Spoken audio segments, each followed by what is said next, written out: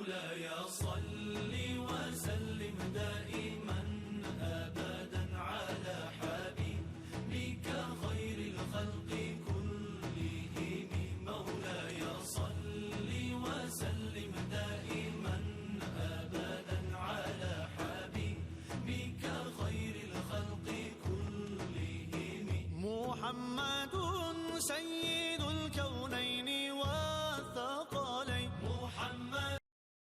أعوذ بالله السميع العليم من الشيطان الرجيم. بسم الله الرحمن الرحيم. الحمد لله رب العالمين والصلاة والسلام على محمد وآله الطيبين الطاهرين. أما بعد فقد قال الله تبارك وتعالى في كتابه المجيد وفرقانه الحميد وقوله الحق. بسم الله الرحمن الرحيم. وما خلقت الجن والانس الا ليعبدون. سامعین گرامی، آج کا موضوع ہے ہدف خلقت انسان. اس موضوع کے متعلق کافی لوگ سوال پوچھتے رہتے ہیں کہ انسان کی خلقت کا ہدف کیا ہے. بعض اوقات خود انسان اپنے آپ سے پوچھتا ہے کہ خدا نے مجھے کیوں خلق کیا ہے. اس کے متعلق جب جواب دیا جاتا ہے خدا نے انسان کو اس وجہ سے پیدا کیا ہے تاکہ انسان کمال تک پہنچے. خدا نے انسان کو اس وجہ سے پیدا کیا ہے تاکہ انسان خدا کی معرفت حاصل کرے. تو پلٹ کر جواب دیتے ہیں کیوں ہم کمال تک پہنچیں، کیوں ہم خدا کی معرفت حاصل کریں. یا بعض لوگ کہتے ہیں خدا نے ہم سے کیوں نہیں پوچھا کہ ہم اس دنیا میں آنا چاہتے ہیں یا نہیں. اس کے دو مطلب ہیں یہاں پر. ایک تو ہدف، خدا کا ہدف کیا ہے، دوسرا مطلب ہے انسان کا ہدف کیا ہے. پہلے مطلب کا جواب دیں کہ خدا کا ہدف کیا ہے. کلی طور پر یہ سوال کرنا صحیح نہیں ہے. کیونکہ ہدف اس کا ہوتا ہے جو ضرورت مند ہو، جو محتاج ہو، جس میں نقص پایا جاتا ہو، جو کمال تک پہنچنا چاہتا ہو، اس کا ہدف ہوتا ہے. جبکہ خداوند متعال غنی مطلق ہے، خداوند متعال غنی عن العالمین ہے، خداوند متعال کمال مطلق ہے، خیر محض ہے. تو اس وجہ سے خدا کے بارے میں ایسا سوال کرنا صحیح نہیں ہے. خدا کے کمالات میں سے ایک کمال خدا کا جود و سخا ہے، اور جود و سخا کا لازمہ یہ ہے خدا خلق کرے. جود و سخا کا لازمہ یہ ہے خدا پیدا کرے. جود و سخا کا لازمہ یہ ہے خدا وجود بخشے. یعنی خلقت تقاضائے ذات پروردگار ہے. خلقت وجود بخشنا اقتضائے ذات پروردگار ہے. خدا کی صفات تشریفاتی اور اعتباری نہیں ہیں. یعنی کیا؟ یعنی خدا خلاق ہے لیکن خلق نہ کرے، اس طرح نہیں ہے. خدا فیاض ہے لیکن فیض نہ پہنچائے، اس طرح نہیں ہے. بلکہ خدا کی صفات عینی اور حقیقی ہیں. عینی اور حقیقی کا مطلب یہ ہے خدا خلاق ہے تو خلق بھی کرے گا، خدا فیاض ہے تو فیض بھی پہنچائے گا، خدا وہاب ہے تو بخشے گا بھی، عطا بھی کرے گا. تو کلی طور پر ایسا سوال کرنا خداوند متعال کے لیے صحیح نہیں ہے کہ خدا کا ہدف کیا ہے. اور اس شخص کا کوئی حق نہیں ہے کہ کہے خداوند متعال نے مجھ سے کیوں نہیں پوچھا کہ میں اس دنیا میں آنا چاہتا ہوں یا نہیں آنا چاہتا. بلکہ خدا کی خدائی تقاضا کرتی ہے تمہیں وجود بخشے. تمہیں نیستی اور عدم سے وجود میں لایا خدا نے. یعنی وجود عین خیر ہے، وجود عین رحمت ہے، وجود عین فیض ہے. پس اب واضح ہوا کہ یہ کہنا خدا کا کیا ہدف ہے بطور کلی صحیح نہیں ہے. پھر اعتراض کرتے ہیں پھر انسان کی زندگی کیا عبث اور لغو ہے اگر خدا کا ہدف نہیں ہے؟ تو نہیں، انہوں نے خلط کیا ہے ہدف خدا میں اور فعل الہی میں خلط کیا ہے۔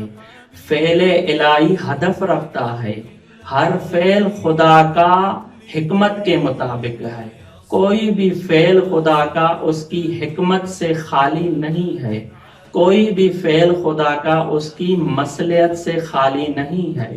ارشاد خداوندی ہوتا ہے افحسبتم انما خلقناکم عبثا، کیا تم نے گمان کیا کہ ہم نے تمہیں عبث خلق کیا ہے؟ اگر انسان کی زندگی عبث ہو، لغو ہو، بیہودہ ہو، تو اس کا مطلب یہ ہے کہ پوری کائنات، پورا جہان، زمین و آسمان، انبیاء و مرسلین، ائمہ قرآن مجید، قیامت، دوزخ اور جنت، یہ سب عبث اور لغو ہو جائیں گے۔ خدا کا فعل ہدف رکھتا ہے، خدا کا فعل ہدف رکھنا اس کا مطلب یہ نہیں ہے کہ خدا بھی خود ہدف رکھتا ہو، یہ دو الگ چیزیں ہیں۔ آئیں دوسرے مطلب میں یہ واضح ہوگی بات۔ دوسرا مطلب یہ تھا کہ انسان کا ہدف کیا ہے، تو ارشاد خداوندی ہوتا ہے وَمَا خَلَقْتُ الْجِنَّ وَالْإِنسَ إِلَّا لِيَعْبُدُونَ، تو ہم ان کو کہتے ہیں خدا انسان کا ہدف عبادت ہے، انسان کا ہدف بندگی ہے، انسان کا ہدف عبودیت ہے، تو کہتے ہیں خدا ہماری عبادت کا محتاج ہے۔ اصل میں اس آیت میں سمجھنے میں اشتباہ کرتے ہیں، یہاں اس آیت میں عبادت خدا کا ہدف نہیں ہے بلکہ انسان کا ہدف ہے۔ اس آیت میں خدا کا ہدف عبودیت نہیں ہے بلکہ عبودیت انسان کا ہدف ہے۔ پوری دنیا کے انسان اگر خدا کی عبادت کریں تو خدا کو کوئی نفع حاصل نہیں ہوگا، اگر پوری دنیا کے انسان خدا کی عبادت کو ترک کر دیں تو خدا کو کوئی ذرے برابر بھی نقصان نہیں ہوگا۔ ہدف کی دو قسمیں ہیں، ہدف یا مادی ہوتا ہے یا ہدف معنوی ہوتا ہے۔ مادی ہدف مثلا ایک شخص کا کراچی سے اسلام آباد جانا چاہتا ہے، اسلام آباد اس کا ہدف ہے، تو چاہے بائی روڈ جائے، چاہے بائی ٹرین جائے، چاہے بائی ایئر جائے، یہ طریق ہدف نہیں رکھتا، فقط ہدف وہی اسلام آباد ہوگا۔ مادی میں اس طرح ہے، لیکن معنوی میں اس طرح نہیں ہے، معنوی میں طریق بھی ہدف ہوتا ہے۔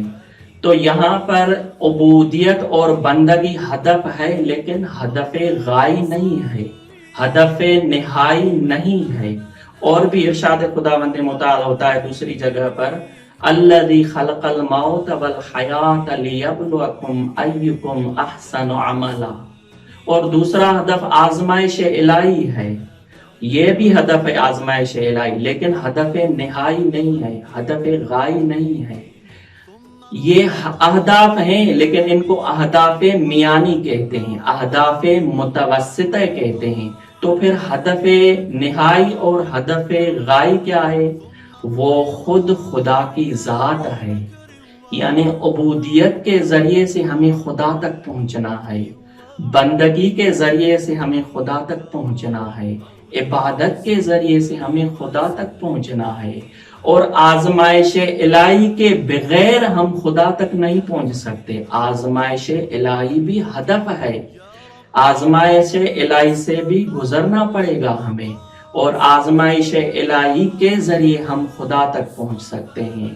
عبودیت اور بندگی ہدف ہے انسان کا لیکن ہدف نہائی نہیں ہے، ہدف غائی نہیں ہے۔ اس کی دلیل کیا ہے؟ اس کی دلیل یہ ہے، دوسری جگہ پر ارشاد خداوندی ہوتا ہے وَاعْبُدْ رَبَّكَ حَتَّى يَأْتِيَكَ الْيَقِينُ، تم اپنے رب کی عبادت کرو یہاں تک کہ مقام یقین پر پہنچ جاؤ۔ مقام یقین کیا ہے؟ جب بندہ عبودیت کے ذریعے سے یقین کی منزل پر پہنچے گا تو اس کے اور خدا کے درمیان حجابات ہٹا دیے جاتے ہیں، پردے ہٹا دیے جاتے ہیں، اور وہ بندہ خود خدا کی ذات کا مشاہدہ کرتا ہے۔ تو معلوم ہوا کہ عبودیت کے علاوہ اور بھی چیز ہے جو اس کے بعد یعنی مقام یقین منزل ہے، وہاں تک پہنچنا پڑے گا۔ اس کے بعد بھی یعنی ہدف نہائی اور ہدف غائی خود ذات پروردگار ہے۔ اور یہ ماہ مبارک رمضان ایک بہترین فرصت ہے عبادت کے لیے۔ ماہ مبارک رمضان بہترین فرصت ہے بندگی کے لیے۔ ماہ مبارک رمضان انسانوں کے لیے ایک بہترین فرصت ہے کہ اس فرصت سے بھرپور فائدہ اٹھانا چاہیے اور اپنی عبادت کے ذریعے سے ہمیں ہدف نہائی تک پہنچنا چاہیے جو کہ ذات پروردگار متعال ہے۔ ہمیں کوشش کرنی چاہیے کہ اس ماہ مبارک رمضان میں اپنی بھرپور عبادت سے خدا کی طرف ہم پہنچے۔ خدا ہدف نہائی ہے، خدا ہدف غائی ہے۔ خداوند متعال سے دعا ہے کہ خداوند متعال صحیح طریقے سے ہمیں اس ماہ مبارک رمضان میں عبادت کرنے کی توفیق عطا فرمائے تاکہ ہم ہدف نہائی اور ہدف غائی جو کہ خود خدا کی ذات ہے اس تک پہنچ سکیں۔